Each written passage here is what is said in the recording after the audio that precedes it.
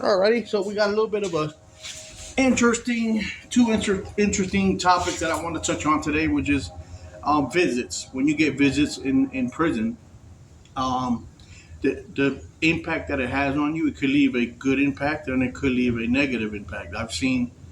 Um, I've seen both take place after a visit. And also, I was asked to talk about my tattoos, um, which is probably not interesting to a lot of people, but I have a lot of tattoos throughout my body. Um, my tattoos mainly are certain times in my past, and they all mean something. Um, they have a special memory. Each one has a special memory attached to it, whether it be good, whether it's bad. I have my inmate number tattooed on my chest. So the reason why I did that was at the time when I was in there, the worst place you could think of. I mean, you got to remember, I was starving to death. I mean, uh, I went from 267 pounds to 155 in 9 months. Yeah. So, I mean, they were starving me. I was neglected at USP Atlanta. I was in the holdover, which is the worst. That's the worst of the worst. Um, I was there for 8 months, and they they made it hurt. Prosecutors can do that, and it's all prosecutor. Prosecutor can have you have made do hard time, and the reason why I did hard time was, mainly because I wouldn't snitch on my baby mama or my children's mother. I'm sorry, people say it sounds ghetto when I say baby mama. Um, so I wouldn't, you know, I wanted my kids to have either one of us. I didn't want my kids to be missing both of us. Mother and father. So the prosecutor, made my time a living hell. Like you know, they took me all over the United States on Con Air. Uh, that's also that way your family cannot keep track of where you're at.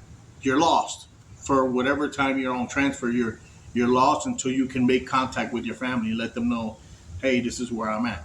Remember when I was in prison, you didn't have phone apps and you couldn't, you had to call each prison uh, to see if you were there. Like, hey, is Alex still at NDC Brooklyn or Miami? Or is he at Georgia? Is he in South Carolina, North Carolina, where New York?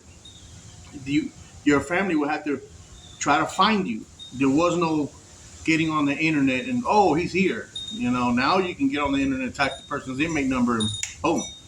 We didn't have that option, so they made it hurt for sure. So the reason why I got my tattoo on me was to remind me and remind you, I wasn't thinking straight when I was being abused like this. I wasn't. My mind wasn't there, and that's about the time that I got my tattoo tattooed on me.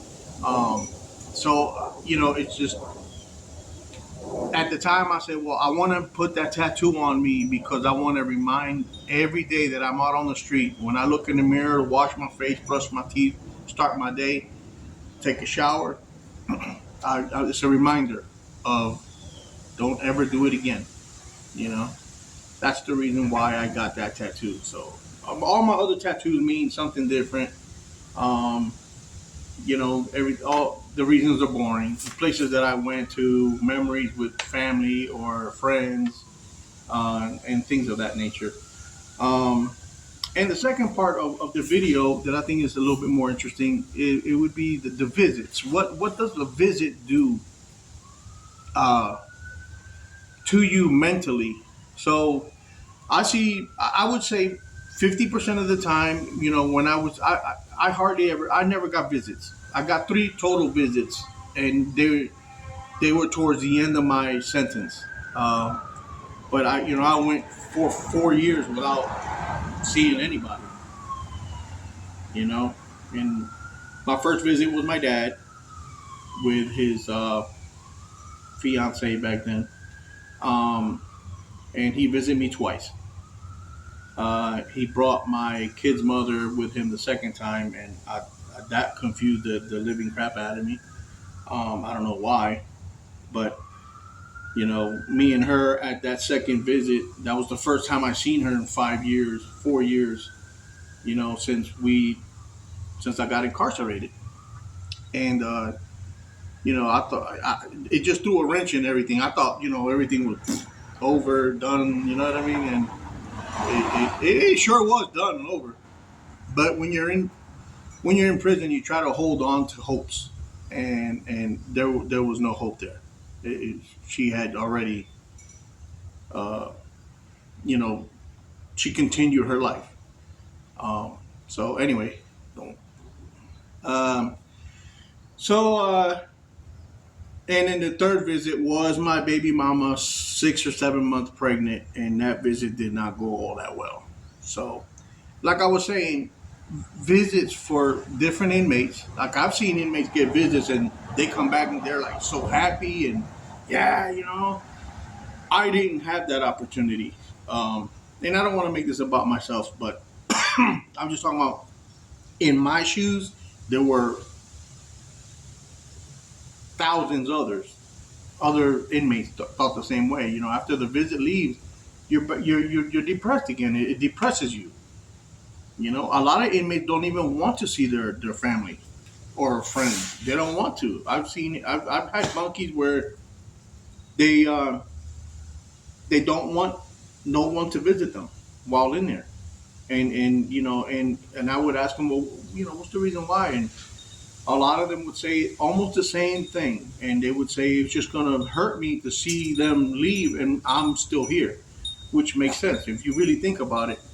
You know, uh, your brother, your sister comes and they visit, and everything is good. You're talking, blah blah blah, and laughing, and some of the news that they bring is good news, but most of the news that they bring is bad news. Like, hey man, you just we couldn't pay for your truck, or we couldn't pay for your house. Your house was just taken, or your car was just taken. Your wife is with the next door neighbor, or it's just I've seen visits.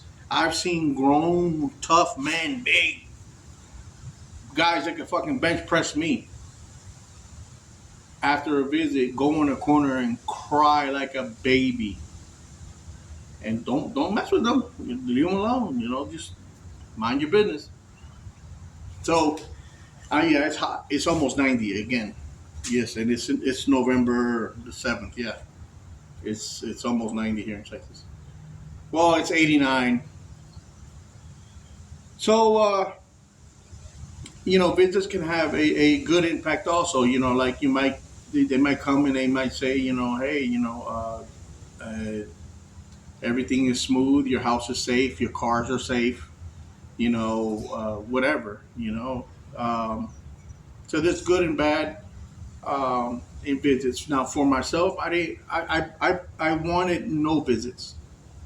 I never, I didn't get letters. I got letters for like the first 3 months, and then I would get a random letter every maybe once a year, twice if I were lucky, and that was it. And most of the time they were from my kids. Um, and it is what it is. What can you do about it? You gotta accept it and move on. So, you know, uh, I talked about this in one of my prior videos where, I actually worked in the visit room, cleaning the visit room. So I would see a lot of the reactions and a lot of the. I know what's going on this side of the wall, and your your wife and your kid, they don't know what's going on this side. And a lot of the times I would see inmates that are messing with punks,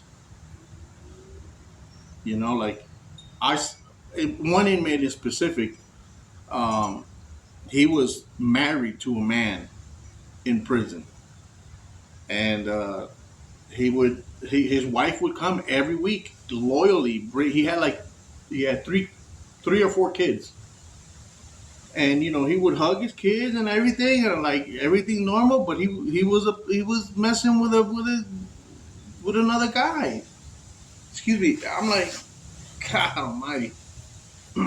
So visits were definitely weird, to say the least. And then some visits, they energize.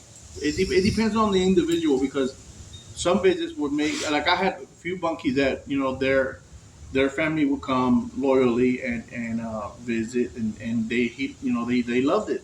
Uh, Willie was one of my bunkies. He loved when his mom and his sister would come, and his dad and stuff like that. He would come back and he was like, "Man, they're doing so good," That's that was good. I was happy for him. Um, Definitely lifted him up. Not so much as me.